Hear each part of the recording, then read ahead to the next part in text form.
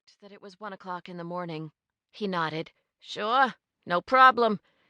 After getting out of the cab, she crossed the sidewalk and headed up the front steps of the brick townhouse she'd lived in for the last 10 months, her first home. In truth, she probably could have afforded to buy the place a couple of years earlier, given the success of her firm. But with childhood memories of notice of foreclosure dancing in her head, she'd wanted to be confident she wasn't biting off more than she could chew with the mortgage. Victoria unlocked the front door, triggering the warning beep of her security system, and immediately punched her code into the keypad. When the alarm went silent, she turned around and waved to the cab driver. All clear. She brought in the mail, deposited it on the kitchen counter, and headed upstairs. After rearming the security system from the keypad in her bedroom, she changed into a t-shirt and shorts, quickly scrubbed the makeup off her face, brushed her teeth, then climbed into bed. She debated whether to return some work emails, then decided, that she'd earned a few hours off given the success of today's settlement conference. With a satisfied smile, she snuggled into the covers and began to drift off. Beep! Victoria shot up in bed when she heard the warning signal from her security system that the front door had been opened. She heard the door shut downstairs, followed by the sound of footsteps. Oh my God, someone was in her house. She slid out of bed and grabbed her cell phone from the nightstand. The alarm signal stopped, and the house fell silent again. Her heart started thumping in her chest when she heard a man's voice downstairs. "We're good to go," he said.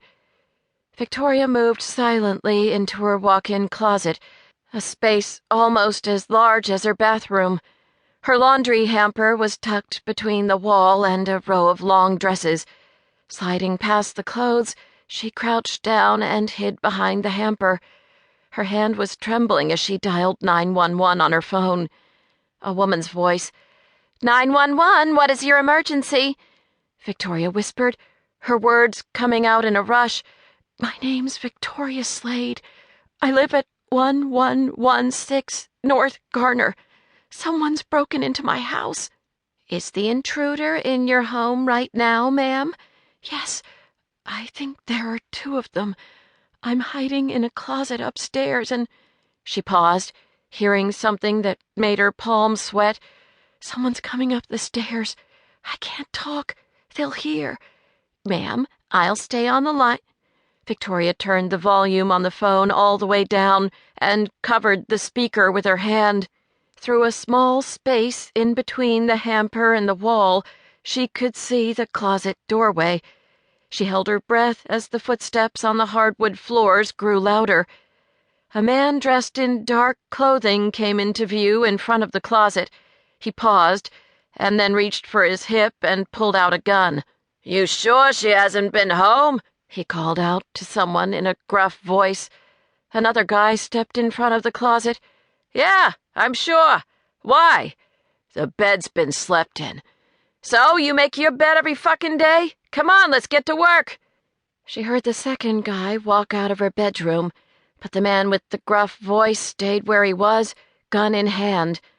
From behind the laundry hamper, she watched as he moved toward the master bathroom across from the closet and turned on the light. He paused in the bathroom doorway and then headed for the closet. He reached in and flipped the switch that turned on the light. As light flooded the small room, Victoria saw that he wore a black mask with openings at his eyes and mouth. He stepped inside the closet. Her heart began to beat so hard against her ribcage she was afraid he might actually be able to hear it. She stayed absolutely still, praying he didn't see her through the gap between the hamper and the wall. A soft, whirring sound came from the other side of the closet. The man spun around, pointing his gun. Then he relaxed when he spotted a brown case, her automatic watch winder, sitting on a shelf.